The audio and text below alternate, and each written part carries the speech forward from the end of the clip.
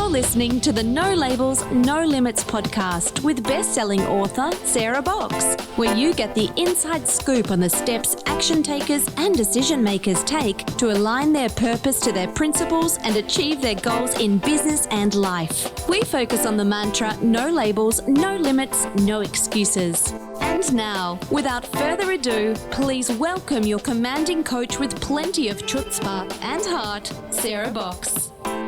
Hey there, it's Sarah, and I want to welcome you personally to this very special edition of the No Labels, No Limits podcast. This is a new series that we just started, and we are so excited to introduce you to Moments with Maria. This series is a shorter version of the podcast. Maria touches upon words of advice and wisdom and encouragement that are shared by the members of our community, for the members of our community, and to all of you beyond. So without further ado, let's welcome Maria. Hello and welcome. My name is Maria Lees, and I am the content writer for Team Sarah Box. And this is another video in our series in which different members of our Sarah Box community are joining me to share some advice, wisdom, or encouragement. Joining me today is Neil Bindemann. Neil comes to us with a very diverse background in neuroscience, immunology, and emotions. Neil, welcome. Thank you so much for joining me today. Oh, hi, Maria. It's lovely to be here, and thank you for asking me to take part in this little short video.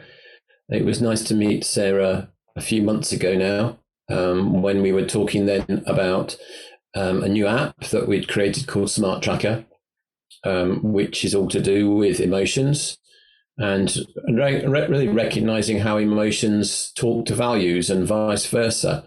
And working with this as a tool when you've had an event in your life that can be quite traumatic, as such as sort of hearing life-altering medical news, which is quite major for many people. Yeah, I certainly can imagine that. And I know you personally have some experience with that and have learned a thing or two that you would like to share with our community today. Is that right? Absolutely, yes. So in 2015, I received some life-altering medical news, but it was done in a way that I suppose they didn't realize the significance of what they were saying to me at the time. The news came in the form of some words which, as a neuroscientist, I understood the meaning of the words, which were, do you mind taking a seat? The doctors are looking at your scans and they need to come and talk to you. And so that was quite a shock for me, knowing that something must have been found quite significant in the scans that I went in for, because I'd been suffering a number of weird symptoms, neurological symptoms. Anyway, cut the long story short, really, from that, I had an operation that was required. Eventually, I got the news that I had a brain tumor, and that was diagnosed in 2015. And here we are now in 2023. I still have that, but I have learnt a huge amount over the last few years from that experience, sharing aspects of that experience with other people, learning from other people's lived experiences and traumas to give me a knowledge and understanding that I would never have got anywhere else. And it's an aspect of that I'm keen to share today with you, around if you're a health professional who is involved in giving life-altering medical news to someone. One, I want to say that I recognize that even for you as a health professional giving that news, it can be emotional, because you may well have had 24, 48 hours prior to telling the person the difficult news, which may have been very challenging and may not have gone down well for you, you may not have slept very well. So I recognize the emotions associated with that. But when it comes to telling that life-altering news to help to the patient, the person with the condition, one of the most significant aspects for me it's important that you leave the person with a sense of hope in where they're going, in their direction. Honesty, of course, is very important, but words that you use should be selected very carefully to ensure that, yes, you're honest, but you can also provide a sense of hope. And I will give you one simple example that happened to somebody I met just a couple of weeks ago. Lady had suffered a stroke, major stroke, and she was really wanting to know, understandably, if she could walk again. She was challenged with many aspects. And so when she spoke to the doctor, for one doctor, the doctor's response was, "I don't know." And it was left at that. Then she thought, well, I'm desperate to find a way forward. And so she spoke to another doctor who gave a similar answer. But then a third doctor she spoke to, this person used a different form of words. And those words were, "There's a chance."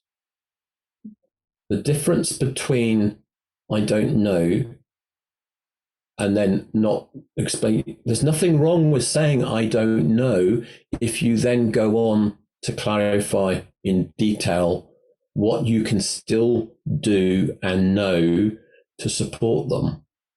But you can't leave them hanging on "I don't know."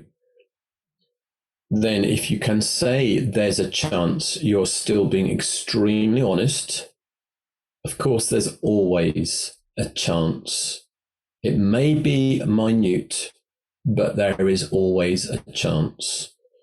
And it's that can give that person the energy within them to drive them forward, to then hope, and they will work to support that chance that they can walk again. So that's one example.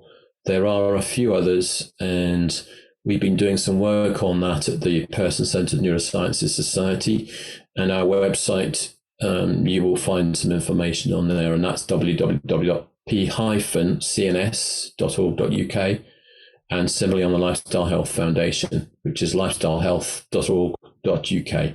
So thank you very much for this opportunity, Maria, and I hope that's been helpful. Yeah, absolutely. I love just kind of the point you made about how just a simple switch in language can make such a profound impact on the person that is receiving what you're saying, and being intentional with words really does matter. And it changes the response. It changes how it's received. It's powerful. Yeah. It's a powerful thing. There's another example which we're doing at the moment. You don't need to have this on the recording or whatever, but just to say, we're doing the survey, which you may have seen on LinkedIn. I don't know, but we're doing this survey at the moment to look at the significance between the words palliative care services and quality of life care services, and to look at the difference in the emotions that those words trigger. And so far, we've got a small number of responses, but hopefully we'll see those responses going up in the days ahead. I've looked already at the responses, which are about 70 people so far. We want to get that way over, 400 if we can, just to make it something that was significant. But the responses so far are quite amazing, actually. The difference, if you've known anybody who's been diagnosed with cancer, mm-hmm. and they've been directed towards palliative care services, they know what those words mean in many ways. Yeah. And I would love to see those words removed and just replaced with quality of life care services. That's what you're doing. It doesn't matter how long the life is that's left at the point at which they have had their treatment and it looks like it may not do any more. it's the quality of life they have got that is important. And it's possible, because I've seen it happen, that these people who, some of them go into palliative care, they come out and they have reversed their situation with cancer and they don't have it. So you don't have to always go into those services with that doom and gloom. But if you remove the words, you give everybody more chance. I am very interested in seeing what the end results of that survey are. That is such an. I will share it, and if Sarah would like to do something around that, or you would, I don't mind who, that would be great, because I think that those terms are international terms. If we can make those changes in other English-speaking countries, so that people, because American people will have, I can imagine, similar emotional responses to palliative care. Mm-hmm.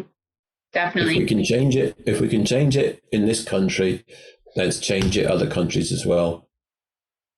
Absolutely. Well, thank you so much, Neil, for all that you've shared with us today. I so appreciate your openness, your vulnerability, and sharing your own story, and the empathy that you clearly have for all of the people that are involved in these life-altering medical situations, be it the doctors or the patients themselves.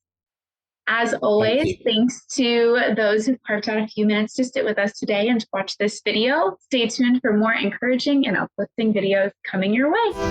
You've been listening to the No Labels, No Limits podcast with best-selling author, change agent, and strategic vision coach, Sarah Box. You can grab the show notes and find out how to work with Sarah at sarahbox.com/No Labels, No Limits podcast. We'd love this podcast to reach as many people as possible. So please remember to rate, leave a 5-star review, and share the podcast with someone you think would get value from this conversation. Until next time, keep taking those daily action steps to align your purpose to your principles and achieve your goals in business and life.